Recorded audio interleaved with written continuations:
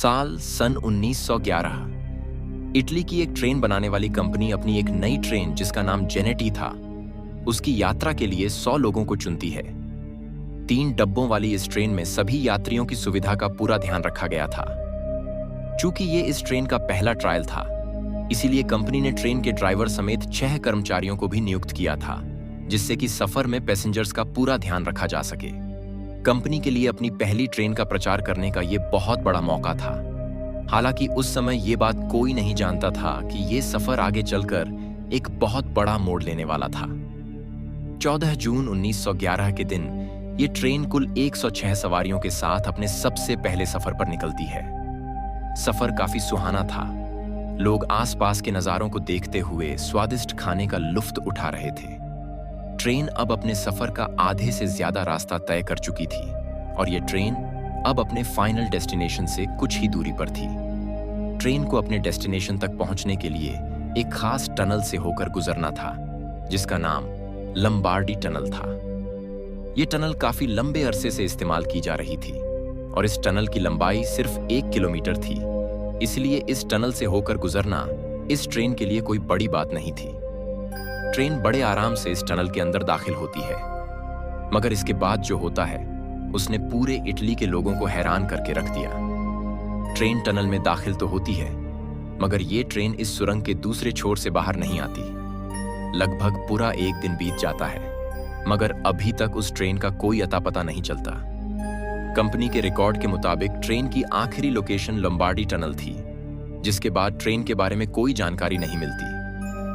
जब ये खबर मीडिया तक पहुंची तो इससे कंपनी की काफी किरकिरी होने लगी। किसी को भी इस बात पर विश्वास नहीं था कि सिर्फ 1 किलोमीटर लंबी सुरंग में कोई ट्रेन कैसे गायब हो सकती है। कंपनी का यह मानना था कि शायद सुरंग में किसी तरह का गड्ढा बन गया होगा, जिससे ट्रेन किसी हादसे का शिकार हो गई है। इस बात की पुष्टि के लिए कंपनी अपने कुछ एक्सपर्ट लोगों को टनल के भीतर भेजती है, मगर टनल के अंदर ट्रेन का नामो निशान नहीं था। जल्द ही ये खबर अखबारों के जरिए पूरे इटली में फैल गई, जिसके बाद इटली के सरकार ने उस ट्रेन को खोजने के लिए एक इन्वेस्टिगेटिंग टीम तैयार की। कुछ समय के बाद बहुत ही चौंकाने वाली बातें पता चली। इस ट्रेन हादसे के कुछ दिनों के बाद 2 मैक्सिकन लोगों ने यह दावा किया कि वो लोग भी इस जेनेटी ट्रेन में सफर कर रहे थे। ट्रेन के टनल के अंदर जाने से पहले उन्होंने ट्रेन में कुछ सफेद और काले रंग का धुआं उठते हुए देखा, जिससे वहां अफरा तफरी मच गई और ये दोनों उस ट्रेन से नीचे कूद गए।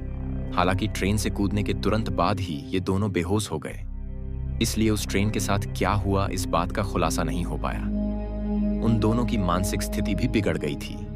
लेकिन इस हादसे के कुछ दिनों बाद मेक्सिको से एक और चौंकाने वाली खबर मिली, जहां पर एक डॉक्टर ने यह दावा किया कि जेनेटी ट्रेन के गायब होने के अगले ही दिन उनके अस्पताल में 104 मरीज इलाज के लिए आए थे और इन सभी की मानसिक स्थिति ठीक नहीं थी। यानी कि उनमें से कोई ये नहीं बता पा रहा था कि वो कौन थे और कहां से आए थे।